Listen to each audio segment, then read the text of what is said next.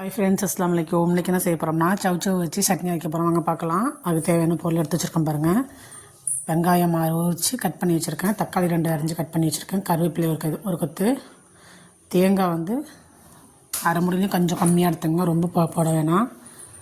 பட்டை மிளகா, பூண்டு, புளி எல்லாம் எடுத்து வச்சுருக்கேன்.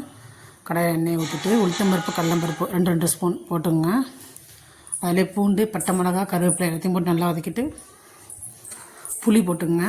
நெல்லிக்காய் சைஸ் புளி போட்டுங்க. அதில் எல்லாம் நல்லா வதங்கினதுக்கப்புறமா தேங்காய் அரைச்சி தேங்காய் அதில் போடுங்க. தேங்காய் நல்லா வதங்கணும். இதில் பட்டை மிளகா 2, பச்சை மிளகா 2 போடலாம், சூப்பராக இருக்கும். அது ஒரு டேஸ்ட்டு. நான் பட்டை மிளகா மட்டும்தான் போட்டிருக்கேன். நீங்கள் பச்சை மிளகா சேர்த்துங்க, சூப்பராக இருக்கணும்.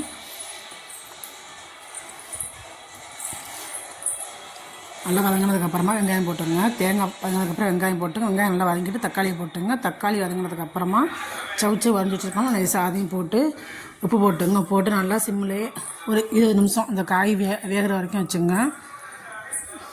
நல்லா காய் வெந்து வந்துடும். இதிலேயே நல்லா வதக்கிடுங்க. எல்லாத்தையும் நல்லா வதக்கிட்டு ஆற வச்சு மிக்சியில் அரைச்சி எடுத்துங்க.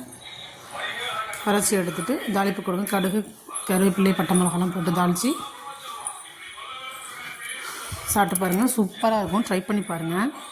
சவுச்சவு சட்னி நல்லா இருக்குது. நானும் ட்ரை பண்ணேன். இந்த வீடியோ பிடிச்சிருந்தா லைக் பண்ணுங்கள், கமெண்ட் பண்ணுங்கள், ஷேர் பண்ணுங்கள். மறக்காமல் சப்ஸ்கிரைப் பண்ணுங்கள். இதை ட்ரை பண்ணி பார்த்துட்டு எப்படி இருக்குன்னு கமெண்ட் பண்ணுங்கள். அஸ்ஸலாமு அலைக்கும்.